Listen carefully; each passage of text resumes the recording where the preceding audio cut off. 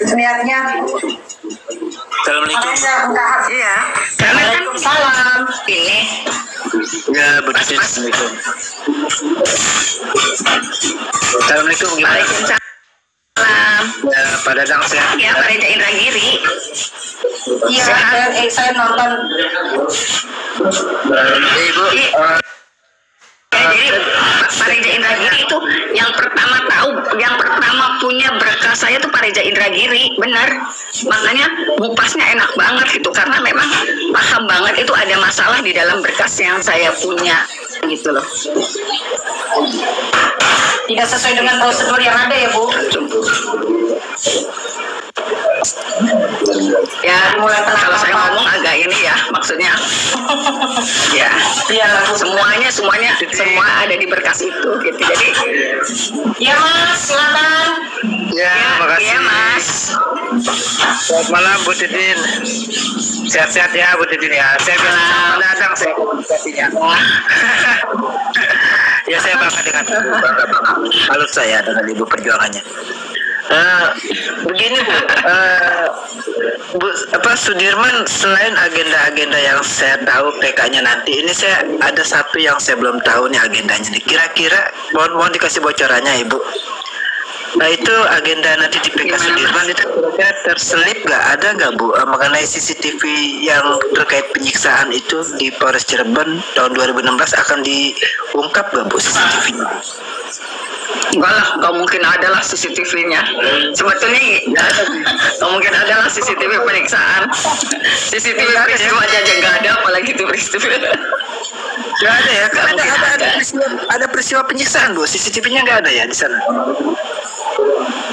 Nggak ada, karena kan penyiksaan itu pengakuan Sakatata, pengakuan Sudirman, pengakuan yang lainnya, dan dulu sebetulnya mereka udah ngaku, tapi tidak detail. Jadi saya dipukul, disiksa, disetrum, cuma 3 kalimat itu. Dianiaya nggak detail apa sih yang terjadi, kan baru sekarang Sakatata juga detail tuh sekarang gitu. Setelah pelan-pelan ini Sudirman juga Karena ada ancaman kali ya, Bu, dulu ya. Iya, kalau dulu kan nggak mungkin habis kalau bicara detail seperti itu, misalnya sampai mohon maaf beri minum air seni habis, benar. Iya. Jadi di ruangan penyiksaan itu, di ruangan yang diberi air kencing itu tidak ada CCTV Bu ya? Nggak ada, kalau ada mah ya udah dari kapan. CCTV-nya aparat semua, Mas, aparat semua CCTV-nya, Pak. Cuman mereka ya nggak mungkin ngungkapin membuka aib satu sama lain dong. Dan Bu, makasih Bu. Tapi satu aja Bu ya pertanyaan saya, mohon izin ya Ibu ya. Kita kan sedang bersuara nih. Kita agak melebar ya Bu ya, agak melebar. Barangkali bocoran gitu Bu ya. Halo, selamat malam Bu. Assalamualaikum. Malam. Waalaikumsalam. Kan ini kan tujuan pidana ini kan semua kan berawal dan dana Ibu ya. Ya, dengan aib dan tujuan. Nah, ini kan Peggy Setiawan bebas. Kira-kira Ibu ada gak bocoran Bu mengenai laporan Peggy Setiawan ke AIP Bu? Soalnya tadi kemarin saya bertanya kepada kuasa hukumnya Peggy Setiawan. Kuasa hukum Peggy Setiawan, AIP belum melaporkan. Peggy Setiawan belum melaporkan AIP. Tapi di live-nya Peggy Setiawan, tadi saya menanyakan, kata Peggy Setiawan sudah dilaporkan itu AIP sudah dilaporkan oleh Peggy Setiawan. Itu info dari Peggy Setiawan langsung ya Bu ya. Nah, lalu mohon maaf Bu, kira-kira Ibu ada nggak segelintir yang tahu gitu bocoran? Apakah benar ini, mana yang benar ini? Kuasa hukumnya atau Peggy Setiawannya? Sebenarnya Peggy Setiawan sudah melaporkan AIP belum sih? Yang melaporkan AIP sama Dede itu Peradi, DPN Peradi. Kenapa saya tahu itu? Karena Saka juga pernah dimintain ke Mabes Polri mengenai keterangan palsu di bawah sumpah yang dilakukan oleh AIP dan Dede. Jadi AIP dan Dede itu sudah dilaporkan, tetapi oleh Pak Peradi, pimpinan Bapak Oto Hasibuan. Karena saya juga yang antar Saka saat dimintai keterangan atas laporan dari Pradi. Ya Ibu, saya sudah tahu Ibu kalau Pradi sudah melaporkan Aep. Yang saya tanya, ini kan Peggy Setiawan kan punya legal standing Bu ya untuk melaporkan Aep. Ya. Saya sudah bertanya sama kuasa hukum Peggy Setiawan, katanya belum melaporkan. Tapi saya menerima telepon dari keluarganya Peggy Setiawan bersama Koko Cirebon. Ya, saya langsung komunikasi dengan Koko Cirebon. Itu katanya Peggy Setiawan sudah melaporkan Aep. Ini menurut berita dari keluarga Peggy Setiawan. Tetapi saya konfirmasi kepada kuasa hukumnya belum melaporkan Aep. Nah, saya tadi bertanya langsung dengan Peggy Setiawan pada saat live. Peggy Setiawan mengatakan saya sudah melaporkan Aep, tapi tolong tanya aja kepada kuasa hukumnya. Mana yang benar ya Bu ya? Soalnya Peggy Setiawan punya legal standing Bu. Saya tahu mengenai laporan tadi itu saya tahu. Ya kan Mas, gampang lah kalau misalnya kayak gitu kan tinggal dilihat aja LP-nya. Kan punya LP. Kan gampang pembuktiannya sudah melaporkan atau tidaknya. Sebetulnya saya sih nggak mau komen lah masalah itu. Yang penting sih Aep dan Dede itu sudah dilaporkan, tetapi oleh Pradi, dan Pradi punya LP-nya. Dasar LP itulah Saka Tatal pernah dipanggil. Kan sederhana pembuktiannya. Kalau sudah melaporkan kan tinggal dijembreng LP-nya. Gitu Mas. Tapi maaf nih Bu, waktu itu kan Saya sih si nggak Dede komen udah sih. mengungkapkan kejujurannya ya Bu. Jadi gini, laporan yang disampaikan oleh Pradi itu sebelum Dede bertemu dengan Pak Deddy Mulyadi. Laporan itu sudah masuk. Pradi melaporkan Dede dan Aep mengenai keterangan palsu di bawah sumpah. Sumpahnya tetapi bukan sumpah di pengadilan ya, sumpah di kepolisian gitu. Nah, ketika itu sedang berjalan, Dede datanglah ke Pak Deddy gitu. Jadi setelah dilaporkan malah ya Bu ya? Ya, setelah dilaporkan datanglah ke Pak Deddy. Kalau Aep sih kalau sampai hari ini Aep sih kayaknya nggak ada pergerakan ya, masih saya nggak ngerti. Cuman kemarin ketika saya ngobrol sama Sudirman, terus saya tanya kamu di mana, nginepnya di apa, selama ini kita cari nggak ada, di lapas nggak ada. Dia ngomong di Polda Bu. Terus kamu tidur di hotel? Enggak Bu, yang tidur di hotel kan Aep. Jadi si Aep yang tinggal di hotel malah Bu. Iya, kalau kata Sudirman gitu, karena Aep nggak mau katanya bareng saya di tahanan. Hingga sekali. Kok bisa begitu ya Bu ya? Kenapa Aep artinya nggak mau tidur bareng sama Sudirman ya? Kadang-kadang lucu juga gitu. Apa memang Ya kan kan dia yang jeblosin 8 orang itu kan. Ya, Istri orang enak nggak ya tidurnya? yes. Kayaknya enggak juga sih. Masalahnya dia punya pikiran. Artinya pikirannya tetap aja, hati kecil mah nggak bisa dibohongi ya. Merasa bersalah tentunya seperti itu. Iya. Padahal kalau dia mengakui kalau juga kata saya sih sebenarnya bukan hotel, dia hotel bersalah. ya. Kayaknya sih kayak kos-kosan, kayaknya kos-kosan harian gitu ya. Kalau di Bandung kan banyak ya. Oh bisa jadi Bu. Kayaknya ya. Dibayar bulanan. Kayaknya bukan, iya kayak yang kos-kosan harian gitulah kayaknya. Tapi enggak, karena bapaknya juga kan ngomong di podcastnya Pak Deddy, di ngekos di Bandung lah, kan dia nggak kerja. Kalau dia kerja mau udah diuber-uber orang kali. Kan mukanya Aep udah tahu semua. Terus duta air kencing gimana Bu? Mau dilaporkan nggak Bu?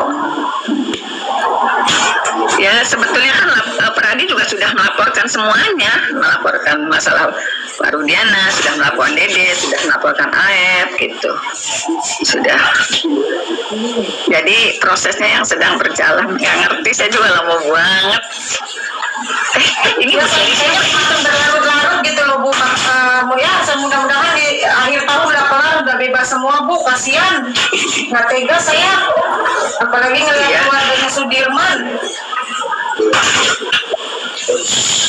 Ya, Karena saya nggak pernah ngerasain dulu waktu ngurusin adik saya tuh, saya bolak-balik dari adik 50 Papua sama Gugun Gumilar. Oh, Aris Papua sama Gugun Gumilar itu netizen ada yang cariin lah Aris Papua sama Gugun Gumilar. Siapa dia? Bu, saya udah inbox istrinya tapi nggak dibales, dibaca doang.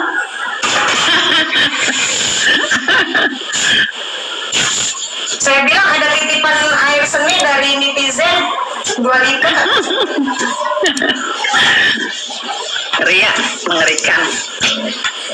Jahat banget ya, padahal katanya polisi itu pelindung rakyat, ngayomi rakyat. Kita lebih percaya ke TNI sekarang malah. Tapi ya nggak semua sih, nggak semua polisi itu jahat, masih banyak polisi baik. Yang saya Kayaknya belum. Ini saya dapat kiriman dari Alfiana Susukan Klangenan. Alfiana, terima kasih. Saya buka ya. Saya dapat kiriman. Oh, ini apa? Twitter. Alfiana, pinjakan soalnya ini. salam juga buat Bang Farhan Abbas ya Bu. Saya Siap, nanti disalam ini. dulu saya nggak pro ke beliau, tapi kali ini saya pro ke beliau.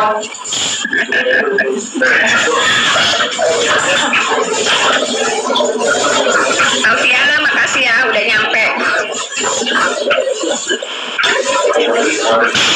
Twitternya udah nyampe.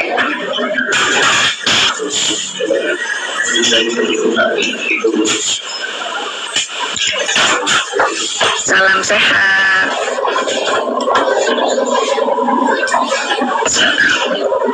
Minta duit, ada aja.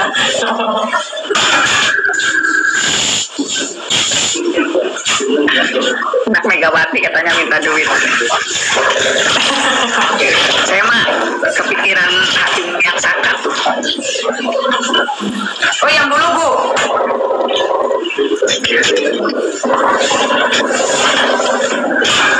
Ya kadang-kadang gini, kalau tim kan gini loh. Saya tuh kenapa dulu pernah ada masalah, karena kan saya juga kan belum percaya sama semua orang. Apalagi saya punya klien yang satu anak kecil, yang satu saya yakin banget kemampuan Sudirman itu tidak luar biasa. Saya juga nggak bisa semua bongkar berkas, sementara konstruksinya kan beda. Kadang-kadang konstruksi berpikirnya kan beda. Misalnya satu tim aja, saya punya keyakinan ini kecelakaan nggak ada pengguna. Tapi kalau orang yang nggak ngerti kan yakin ada, tapi mereka gitu. Nah itu yang saya susah mengkomunikasikan. Sementara yang saya paham banget kan, saya punya bukti-bukti di persidangan. Saya juga berkomunikasi dengan orang-orang yang tahu gitu. Anggota dewan yang dulu memprovokasi demo sekarang di mana? Ada di rumahnya lagi nyapu. Katanya kalau tiap pagi nyapu. Itu. Jadi ketika tapi gini loh, di 2016 hakim yang memeriksa Saka tuh memang beda banget sama hakim yang meriksa 7 terpidana. Dia galak, benar-benar kenceng, benar serius. Ya Allah, saya sih Masih sehat orangnya Bu?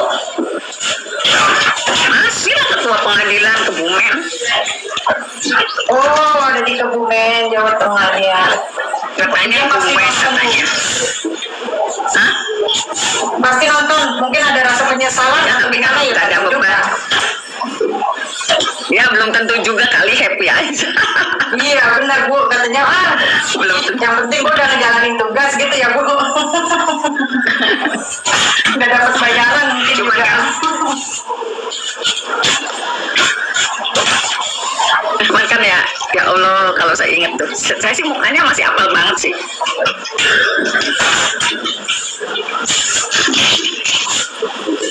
Ya semua ada balasannya Bu, nanti lihat aja. Gimana? Semua ada balasannya. Iya.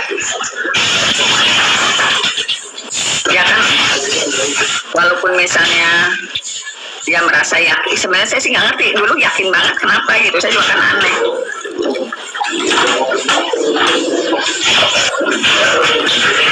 Ya pusing saya juga, aduh masya Allah udah terbuka lebar, udah banyak saksi-saksi yang ngomong, tapi masih aja dipersulit ya Bu.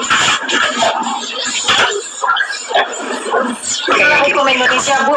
kita membuktikan di 2016 juga tidak ini.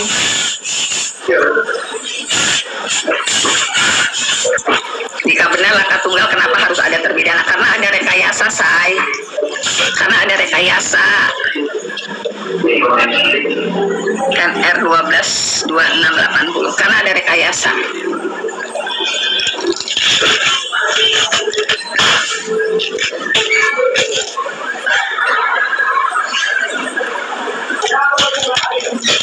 Sakanya nanti belum putusannya, nunggu Mahkamah Agung. Kayaknya Mahkamah Agung mau dibar.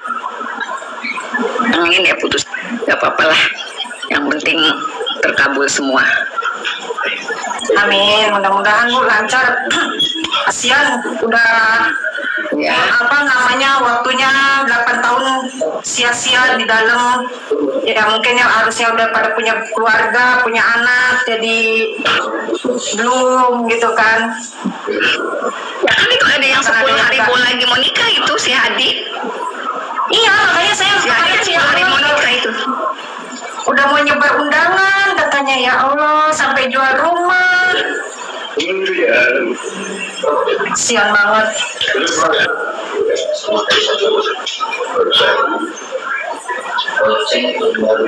Kalau saya sih Saya dari ngerasain dulu masalah ngurusin adek. Kalau saya sih dari dulu nggak pernah ngomong soal DPO. Saya pertama live juga DPO nggak. Saya tanya Pak Deddy pernah nanya, kalau Ibu yakin ada DPO nggak ada? Karena saya sih tahu itu kecelakaan. Saya yakin banget itu kecelakaan. Mungkin efek dari itu kali ya Bu, narkoba ya. Kan katanya sebelumnya minum juga. Sebenarnya gini, kan saya juga udah pernah cerita. Jadi waktu di sidang sebenarnya saya tuh dengar, cuman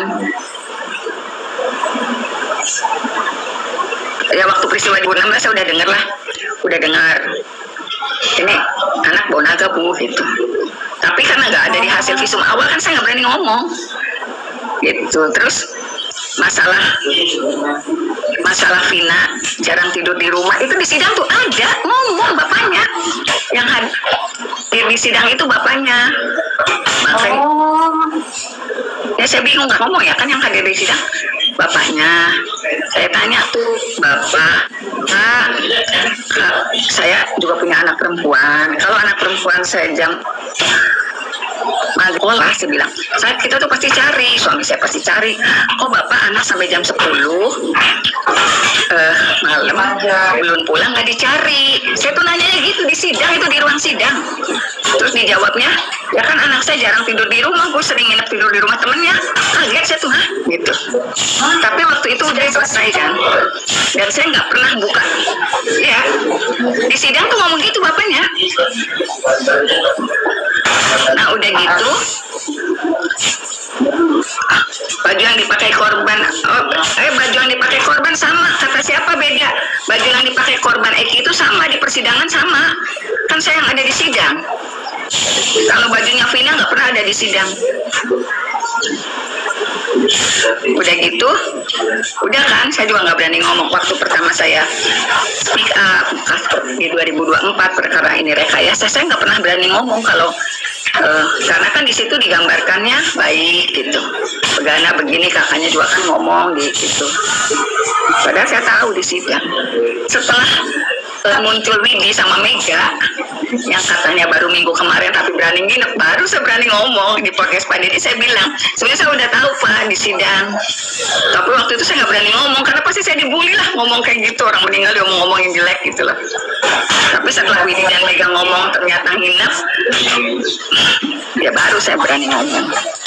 Dan setelah teman-temannya bilang juga minum dan sebagainya, kan saya ngomong, saya baru berani ngomong. Bang, dulu tuh ada, Bu ini kan bau naga anak gitu istilah. Cuman kan dari awal tidak pernah. Biasanya kalau pas penangkapan gitu kan biasanya polisi tuh juga tes urin ya Bu, biasanya gitu. Karena waktu itu adik saya pun kecelakaan gitu diperiksa urin Bu, gitu kan. Dia kecelakaan tuh karena apa faktornya gitu. Ya makanya kan saya bilang gitu Bu, sebetulnya ada yang ngasih tahu itu anak yang meninggal itu posisinya dari mulutnya bau naga gitu, cuman nggak ada di hasil visum. Makanya saya nggak berani ngomong berani ngomong tuh sekarang setelah teman-temannya muncul gitu, terus si ini muncul ngejelasin kalau sempat minum gitu. Memang ada yang ngasih tahu dari 2016 tuh, cuman nggak ada di hasil visum, nggak bunyi di hasil visumnya kalau kondisi anak bau minuman. Skenario Parudiana Bu, paling karena kalau hasil visum menyatakan kalau itu dia kena barang-barang terlarang gitu Bu, minuman terlarang gitu, mau nggak mau dong anaknya juga dipastikan diperiksa gitu kan. Berarti kan ada sangkut pautnya, mungkin karena yang kedua juga mungkin karena omongan ayat itu Bu, yang dendam sama 7 terpidana ini mergokin dia masukin perempuan. Iya. Nah, kalau saya sih nggak berpikir ada tanggal 31 itu ada peristiwa itu nggak. Kan Dede udah ngomong di Pak Dedi, dia nggak pernah ketemu tanggal 31. Dede itu dibawa ke Polres. Jadi ada nggak peristiwa tanggal 31 itu? Saya rasa sih nggak ada kok. Nggak ada Aib sama Dede ketemu tuh nggak ada kalau kata saya. Karena Dede juga kan tidak mengakui ada ketemu di tanggal 31. Nggak ada. Ya, Dede bilangnya jadi kayaknya sama dengan Liga Akbar. Iya, nggak ada pertemuan tanggal 31 tuh. Jadi kayaknya sama Liga Akbar kan sama gitu, dijemput, diajak muter-muter, suruh mengakui begini. Ya skenario lah. Ya, Waalaikumsalam, kira. Izin turun Bu, ya saya udah lega. Udah minta maaf secara langsung dengan Ibu. Sekali lagi saya minta maaf. Terus juga saya dari kawan-kawan TKW khususnya di berbagai negara, saya kirim doa, terus berdoa untuk Ibu dan semua tim yang sudah membantu 7 terpidana. Mudah-mudahan. Terima kasih. Assalamualaikum Bu. Waalaikumsalam.